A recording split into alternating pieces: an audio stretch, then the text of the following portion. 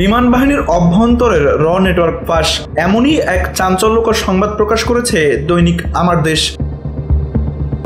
পত্রিকাটি জানায়, ছাত্র গণ অভ্যুত্থানে ক্ষমতাচ্যুত শেখ হাসিনার পালানোর ছবি ও ভিডিও সূত্র ধরে শুরু হওয়া তদন্ত শেষ পর্যন্ত উন্মোচন করেছে এক ভয়ঙ্কর গুপ্তচক্রের কাহিনী, যার শিকড় ছড়িয়ে আছে বাংলাদেশ বিমান বাহিনী, পুলিশ এবং বিদেশি গোয়েন্দা সংস্থার মধ্যে। 5 আগস্ট 2024 দুপুর, কুর্মিটোলা বিমানবন্দর। এখান থেকেই গোপনে ভারতে পাড়ি দেন শেখ হাসিনা। তার পালানোর সেই নাটকীয় দৃশ্যের ভিডিও ভাইরাল হয় মুহূর্তেই, কিন্তু সবাই তখন জানতে চাইছিল এই ভিডিও করলো কে, ছড়িয়ে দিল কে আর কেন। আমার দেশ জানায়, এয়ার ইন্টেলিজেন্স প্রথমে ছবির সূত্র ধরে খুঁজে বের করে ফ্লাইট লেফটেন্যান্ট রিফাত আশরাফিকে। তিনি কুর্মিটোলা এয়ারবেসের অফিসার্স মেসের জানালা থেকে শেখ হাসিনার হেলিকপ্টার অবতরণ ও C-130 যে বিমানে ওঠার মুহূর্ত ধারণ করেন।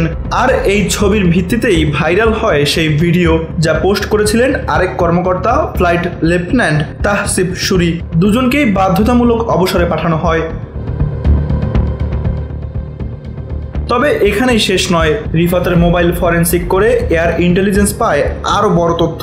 স্কোয়াড্রন লিডার আবদুল্লাহ ইবনে আলতাফ আসলে ভারতীয় গোয়েন্দা সংস্থা র এর সক্রিয় এজেন্ট।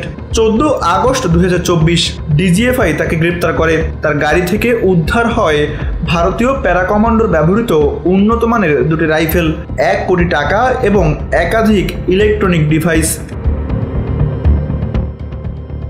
কোর্ট মার্শালে আবদুল্লাহর 10 বছরের কারাদণ্ড হয়। বর্তমানে তিনি কাশিমপুর হাই সিকিউরিটি সেলে বন্দী। তার স্বীকারোক্তিতে উঠে আসে বিমান বাহিনীর 6 উচ্চপদস্থ কর্মকর্তা এবং 4 পুলিশ কর্মকর্তার নাম, যারা র এর নেটওয়ার্কে জড়িত ছিলেন বলে অভিযোগ।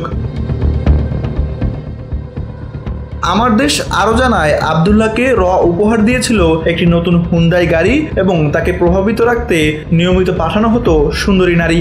নেটওয়ার্কের মূল নেতৃত্বে ছিলেন বাংলাদেশের এক প্রভাবশালী সেনা কর্মকর্তা, জেনারেল মুজিব নামে পরিচিত লেফটেন্যান্ট জেনারেল মুজিবুর রহমান। সব মিলিয়ে একটি ভাইরাল ভিডিওর সূত্র ধরে ফাঁস হলো দেশের অভ্যন্তরীণ নিরাপত্তা বলয়ের ভেতরে ঢুকে পড়া বিদেশি গোয়েন্দা শক্তির ভয়ঙ্কর চিত্র, যা শুধু বিমান বাহিনী নয় বরং গোটা দেশের সার্বভৌমত্বের জন্য এক alarm bell. Tanvir Ahmed, NPB news.